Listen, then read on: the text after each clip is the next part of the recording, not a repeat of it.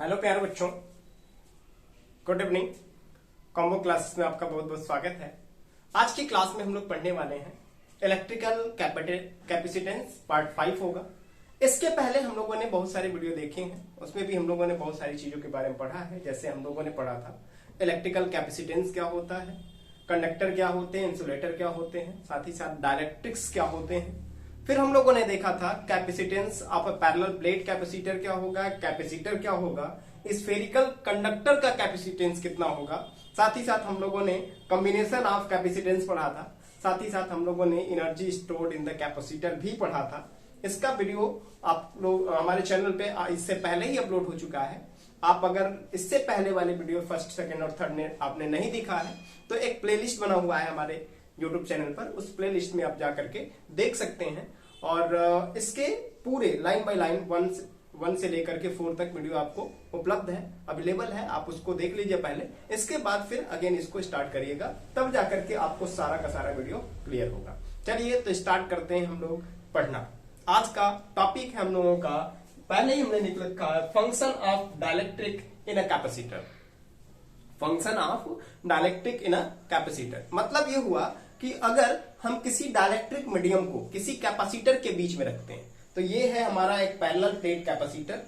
इस parallel plate capacitor के बीच में हम लोगों ने एक रख दिया डाइलेक्ट्रिक मीडियम, है ना। डाइलेक्ट्रिक मीडियम जब रखेंगे तो आखिर इस पैरेलल प्लेट कैपेसिटर का कैपेसिटेंस इंक्रीज होगा या डिक्रीज होगा, हम इसकी बात को देखेंगे, है ना। इसका मतलब ये हुआ कि जब हम लोगों ने डाइलेक्ट्रिक मीडियम इसके बीच में रखा तो हमें यह देखना है कि इस डाइलेक्ट्रिक मीडियम के ऊपर capacitance of the capacitor affect होता है कि नहीं होता।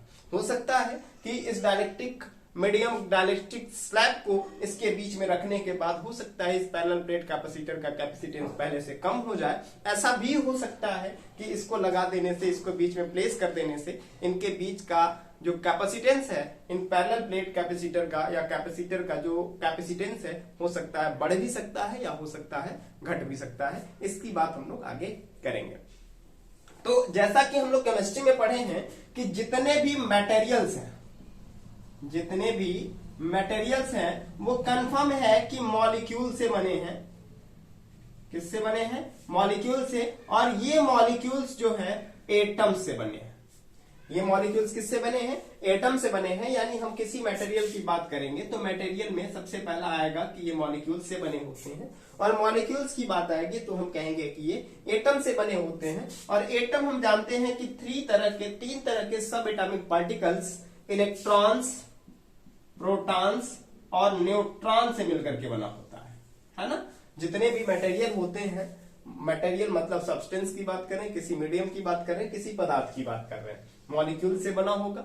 मॉलिक्यूल्स जो होगा एटम से बना होगा, और एटम्स जो है इलेक्ट्रॉन, प्रोटॉन और न्यूट्रॉन से मिलकर के बना होगा। तो हम पहले बात करेंगे एटम लेवल की, है ना। तो जितने भी एटम्स हैं इस यूनिवर्स में, जितने भी एटम्स हैं, कंफर्म है कि ये इलेक्ट्रॉन, प्रोटॉन और न्यूट्रॉन से मिलकर के बने होते हैं। और जिसमें से प्रोटॉन जो होता है वो न्यूक्लियस में एग्जिस्ट करता है। तो चलिए एक हम लोग स्ट्रक्चर देखते हैं।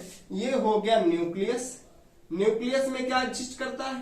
पॉजिटिव आयन एग्जिस्ट करता है ना। और इसके चारों तरफ डिफरेंट ऑर्बिट में इलेक्ट्रॉन्स जो है ये रिवॉल्व करते रहते हैं। ये डिफरेंट हमने ऑर्बिट बनाया, ये इसमें भी इलेक्ट्रॉन्स होंगे, इसमें भी इलेक्ट्रॉन्स होंगे, इसमें भी इलेक्ट्रॉन्स होंगे। लेकिन प्रोटॉन और न्यूट्रॉन कंफर्म है कि इसी न्यूक्लियस में ही होंगे। कहां पे होंगे? इसी न्यूक्लियस में ही एग्जिस्ट करते हैं। अब बात करते हैं कंडक्टर की। तो हमने कहा था कि कंडक्टर में जो आउटर मोस्ट सेल के इलेक्ट्रॉन होते हैं वो टाइटली बंधे नहीं होते, ये टाइटली न्यूक्लियस के साथ अटैच नहीं होते। थोड़ा सा जैसे ही इनको एनर्जी मिलते हैं ये बाहर निकल जाते हैं और फ्री इलेक्ट्रॉन की तरह बिहेव करने लगते हैं, और करंट को एक जगह से दूसरी जगह तक कंडक्ट कराने का काम करने लगते हैं। लेकिन हमने इंसुलेटर में कहा था कि ये बहुत ज्यादा टाइटली पैक्ड होते हैं और कभी भी ये अपने ऑर्बिट को छोड़ करके, चाहे कितनी भी एनर्जी इनको क्यों ना प्रोवाइड करा दी जाए, ये कभी भी अपने ऑर्बिट को छोड़ करके बाहर नहीं निकलते। इसी तरह से डाइलेक्ट्रिक मीडियम में भी होता है। डाइलेक्ट्रिक मीडियम में क्या होता है, जितने भी इलेक्ट्रॉन्स होते हैं वो सभी न्यूक्लियस के साथ टाइटली अटैच होते हैं, टाइटली बंधे होते हैं, जिसके कारण हम इनको कितनी भी एनर्जी प्रोवाइड कराते हैं ये अपने आउटर मोस्ट सेल को छोड़ करके नहीं जाते। बट जब हम इनको एक्सटर्नल इलेक्ट्रिक फील्ड में रखते हैं, जब इनको इलेक्ट्रीफाइड करते हैं, तो कंफर्म है कि इनके अंदर थोड़ा सा डिस्टर्बेंस क्रिएट हो जाता है ना। तो वही हम लोगों ने पहले लाइन में लिखा है, एज वी नो दैट, जैसा कि हम लोग जानते हैं कि सभी तरह के मटेरियल्स वो मॉलिक्यूल से बने होते हैं। फिर हमने कहा और molecules are made up of atoms.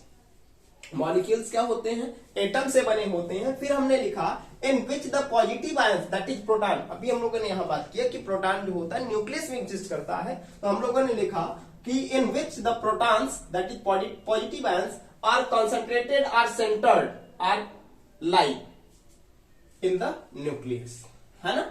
Nucleus एक सबसे छोटा पार्ट होता है एटम का, सेंट्रल पार्ट होता है, जिसमें टोटल पॉजिटिव आयन यानी प्रोटॉन एग्जिस्ट करता है ना। इसकी बात हम लोग आगे वाले चैप्टर्स में पढ़ेंगे। वाइल द इलेक्ट्रॉन, लेकिन जितने भी इलेक्ट्रॉन्स होते हैं वो न्यूक्लियस के चारों तरफ क्या करते रहते हैं, सर्कुलर ऑर्बिट में, डिफरेंट ऑर्बिट में रिवॉल्व करते रहते हैं। उनको एनर्जी कहां से मिलती है कि वो रिवॉल्व क्यों करते रहते हैं, इनकी बात हम लोग आगे न्यूक्लियर फिजिक्स में करेंगे, है ना। फिर क्या कहा कि अराउंड द न्यूक्लियस जितने भी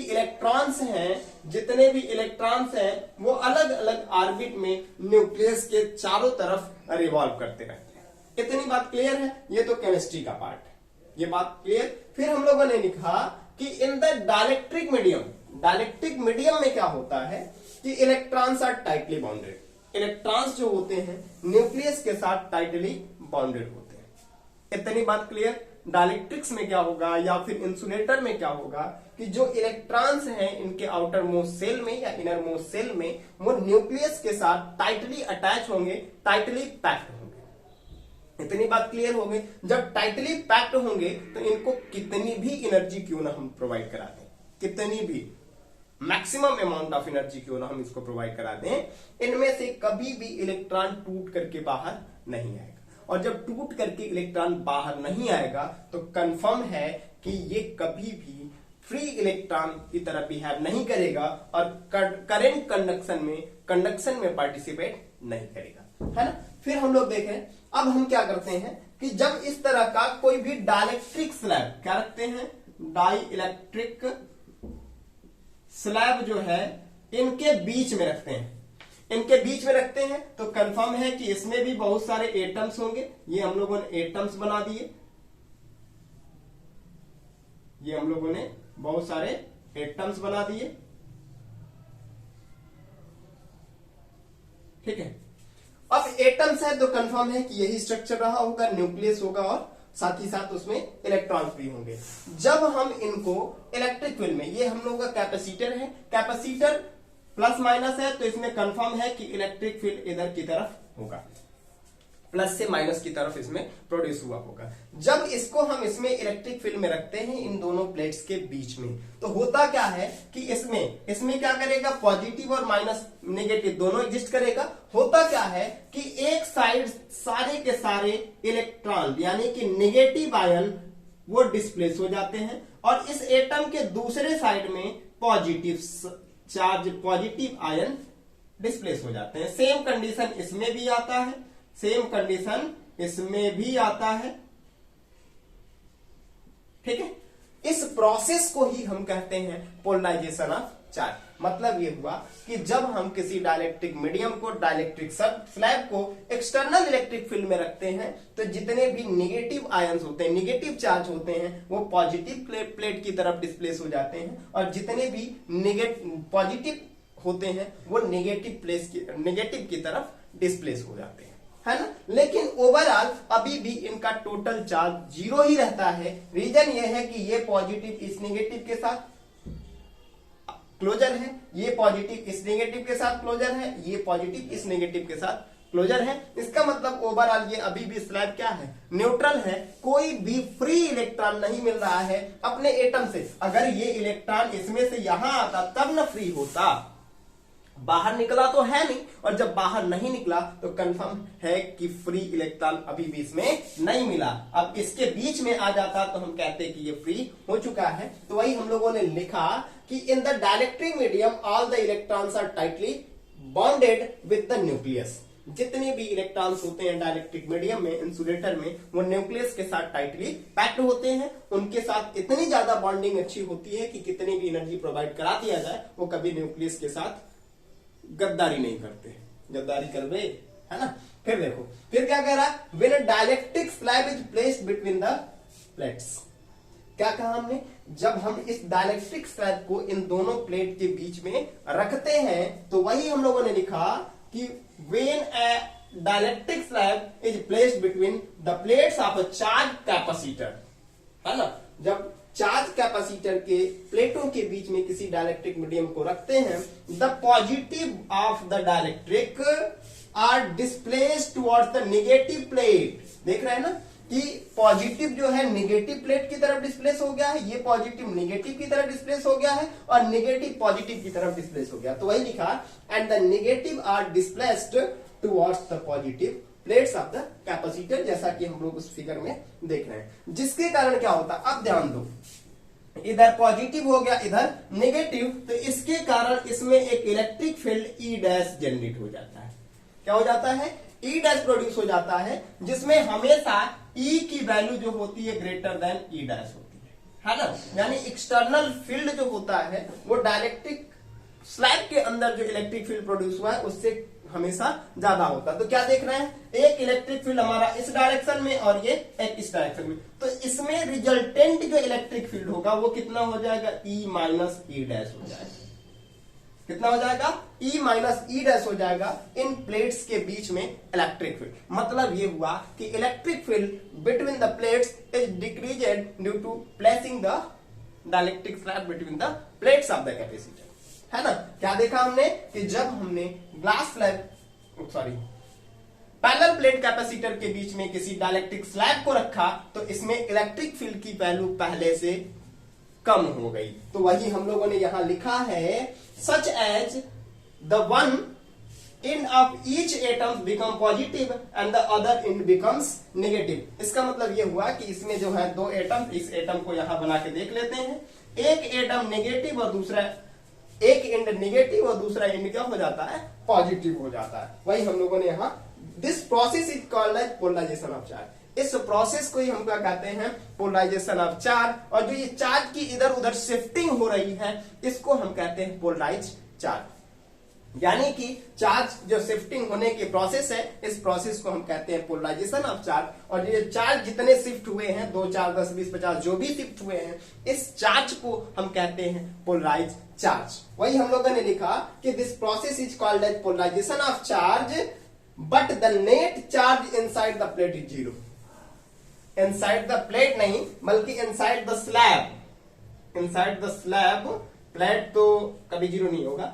इनसाइड द स्लैब, अभी भी स्लैब के अंदर नेट चार्ज कितना होगा, 0 होगा। अभी हमने बताया कि ये पॉजिटिव इस नेगेटिव को न्यूट्रलाइज करेगा, ये पॉजिटिव इसको, और ये बाहर वाले को भी आपस में न्यूट्रलाइज कर जाएंगे, जिसके कारण अभी भी जो डाइलेक्ट्रिक स्लैब इनके बीच में रखा हुआ है वो कैसा है, न्यूट्रल ही है। वैसा हम लोगों ने यहाँ पे लिखा। इसका मतलब कि inside the plates, inside the slab there are no any free electrons, free charge are available, है ना। जब तक फ्री चार्ज नहीं होगा तब तक वो करंट कंडक्शन में पार्टिसिपेट नहीं करेगा। अब देखो, ध्यान समझते हैं। Due to polarise charge and electric field produce inside the slab. जब भी हम लोगों ने ये बात किया कि इस पोलराइज चार्ज के कारण इसके अंदर एक electric field E dash produce हो जाता है inside the dielectric slab due to which the electric field decreases। अब देखो, अभी हमने बताया कि एक इलेक्ट्रिक फील्ड इधर की तरफ, एक इलेक्ट्रिक फील्ड इधर की तरफ, तो इनके बीच का जो रिजल्टेंट होगा वो कितना हो जाएगा, E माइनस ई डैश हो जाएगा। इसका मतलब ये कि इस प्लेट्स के बीच में इलेक्ट्रिक फील्ड की वैल्यू पहले से कम हो गई। और हमें फार्मूला पता है कि E इक्वल टू होता है हमारा V/D। कितना होता है, E इक्वल टू होता है V/D, तो V इक्वल टू क्या हो गया, E इंटू D। अब देखो E की वैल्यू इसके अंदर क्या हो गया है, कम हो गया है, इलेक्ट्रिक फील्ड की वैल्यू इसके अंदर क्या हो गया है, कम हो गया है। साथ ही साथ जब हम इसके बीच में डाइलेक्ट्रिक स्लैब रख दिए तो इनके प्लेटों के बीच का ये जो गैपिंग है, ये भी क्या हो गया, पहले से कम हो गया, यानी E की वैल्यू भी कम और D की वैल्यू भी कम, तो ये हमारी V की वैल्यू भी क्या हो जाएगी, डिक्रीज हो जाएगी। क्या हो जाएगी, डिक्रीज हो जाएगी पोटेंशियल बिटवीन द प्लेट्स। बात क्लियर है। जैसे ही पोटेंशियल की वैल्यू डिक्रीज हो गई तो हमें पता है, since we know that C equal to Q by V, कितना, Q बाई V, और जब V की वैल्यू डिक्रीज करेगा तो कंफर्म है कि C की वैल्यू इंक्रीज करेगा। क्या करेगा, जब V की वैल्यू कम होगा तो C की वैल्यू ज्यादा होगा, और जब V की वैल्यू ज्यादा होगा तो C की वैल्यू कम होगा। इसका मतलब ये हम लोगों ने लास्ट कंक्लूजन ये निकाला कि जब किसी डाइलेक्ट्रिक स्लैब को किसी चार्ज कैपेसिटर के प्लेटों के बीच में रखेंगे तो उस कैपेसिटर की जो कैपेसिटेंस होगी वो बढ़ जाएगी, और उस कंडीशन में हम उस कैपेसिटर पर अब पहले से ज्यादा चार्ज को स्टोर करा सकते हैं, दे सकते हैं। बात क्लियर है। आई होप कि आपको ये वीडियो अच्छा लगा होगा। अगर आपको वीडियो अच्छा लगा हो तो लाइक करिए, शेयर करिए, और अगर हमारे चैनल पर आप नए हैं तो सब्सक्राइब करना मत भूलिए। साथ ही बेल आइकन भी दबा दीजिए, जिससे आपको नोटिफिकेशन जैसे ही वीडियो अपलोड हो मिलता रहे। मिलते हैं नेक्स्ट वीडियो में जल्दी ही। धन्यवाद।